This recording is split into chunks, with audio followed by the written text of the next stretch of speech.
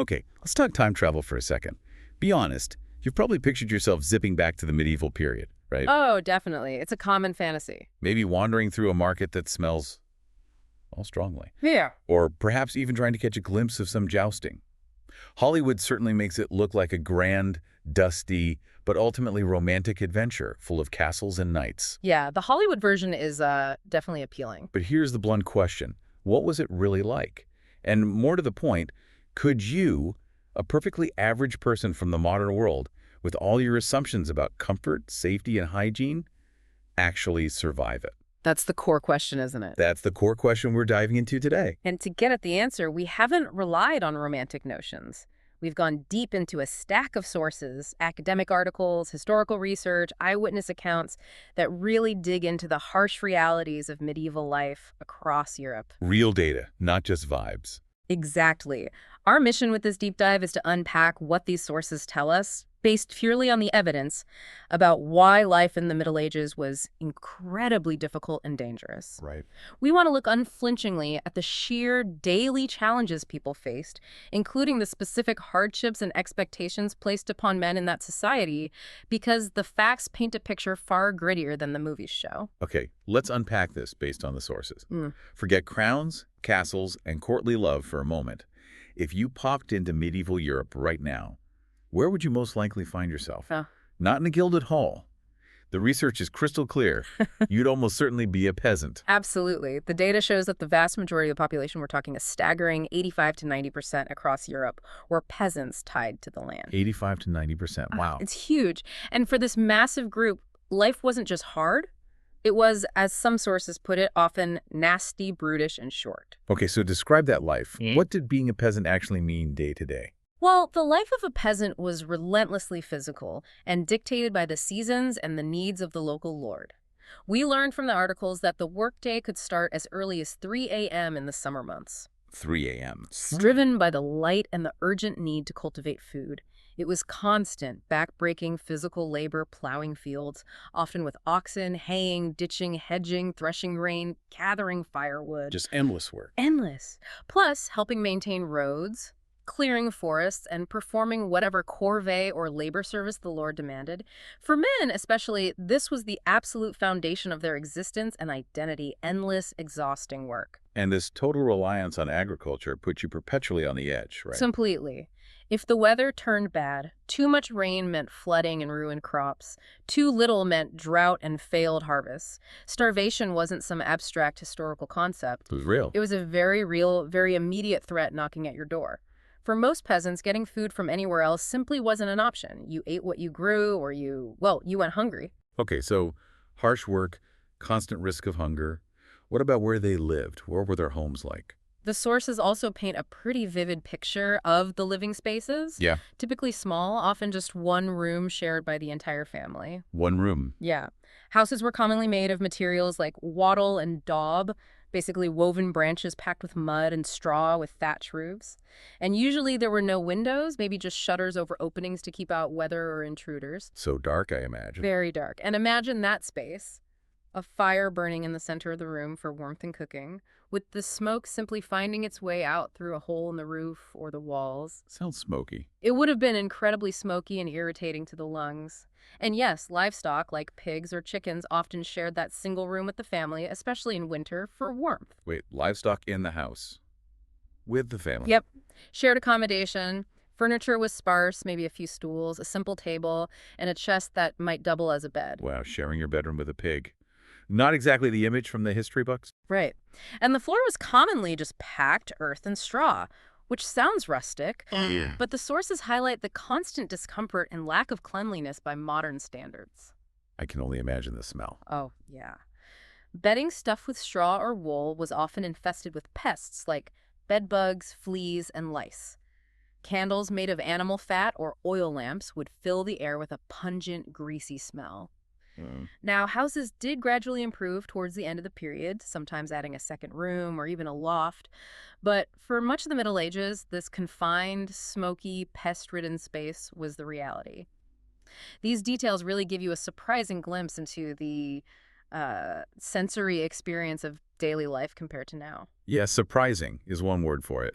And on top of the sheer labor and tough living, you were constantly giving away what little you produced, weren't you? That's right. Peasants had to pay rent to their lord for the right to live on and work the land. Okay, rent makes sense. And they had to give a tithe, which was a mandatory 10% of everything they produced, crops, livestock, whatever, to the church. 10% on top of rent.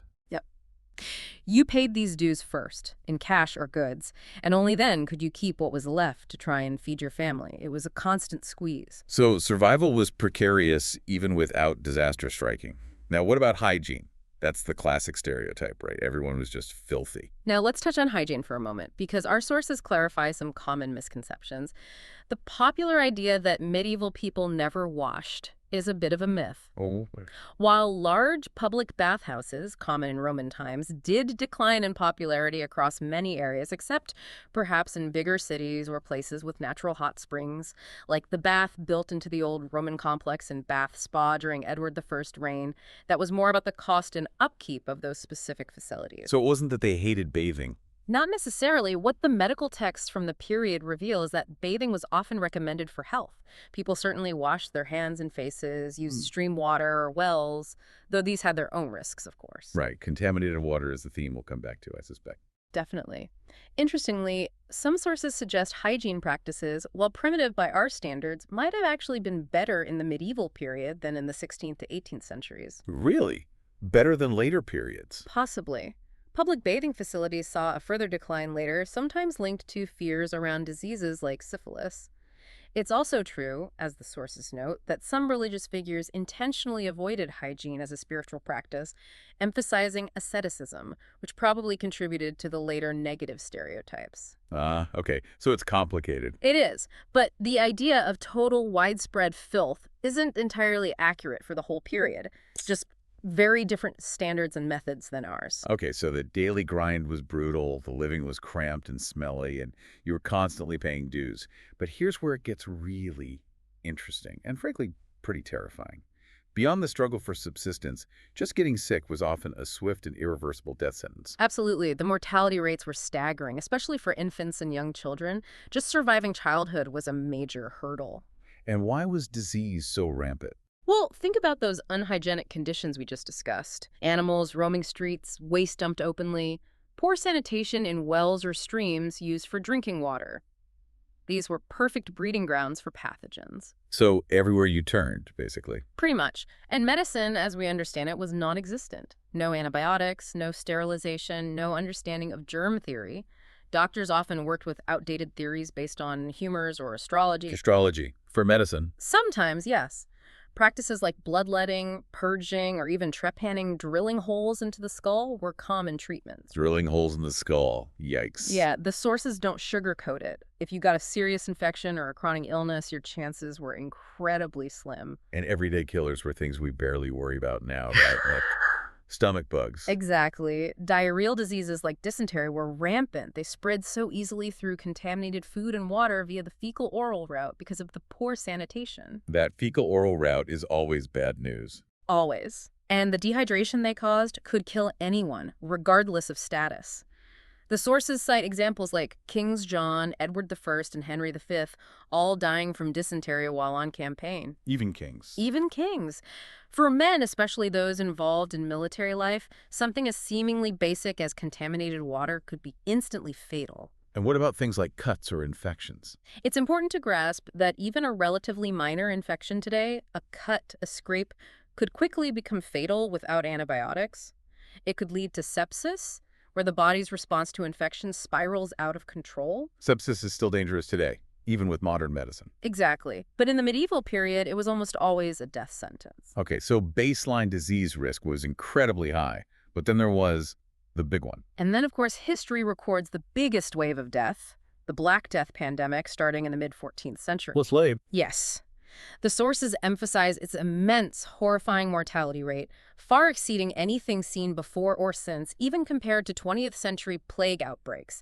It killed so fast and so many that normal burial customs broke down. Just overwhelmed everything. Completely. Mass burials were necessary, sometimes hundreds or even thousands of bodies piled into pits. Witness accounts are devastating.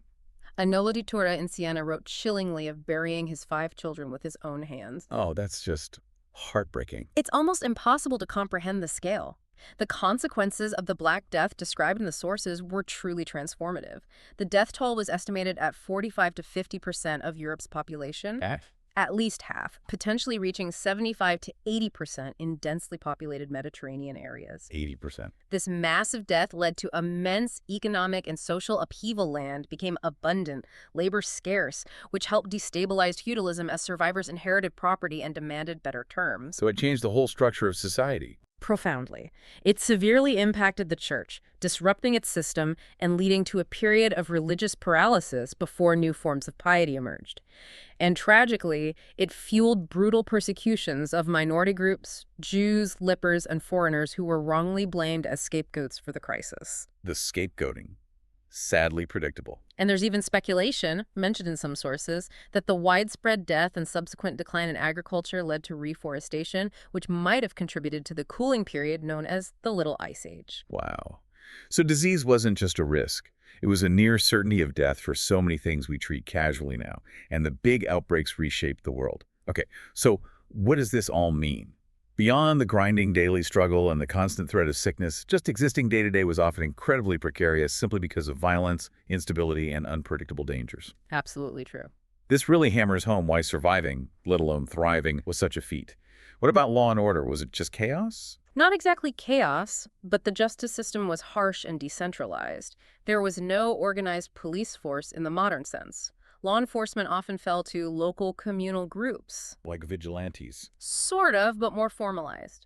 The tithing, for instance, required all males over the age of 12 to be part of a group where members were responsible for each other's behavior and for raising the alarm if a crime occurred. So, neighborhood watch, medieval style. In a way, yeah. If you were a victim of a crime, you'd raise the hue and cry, and other villagers were expected to drop what they were doing and help pursue the criminal. So men were expected to police each other, quite literally.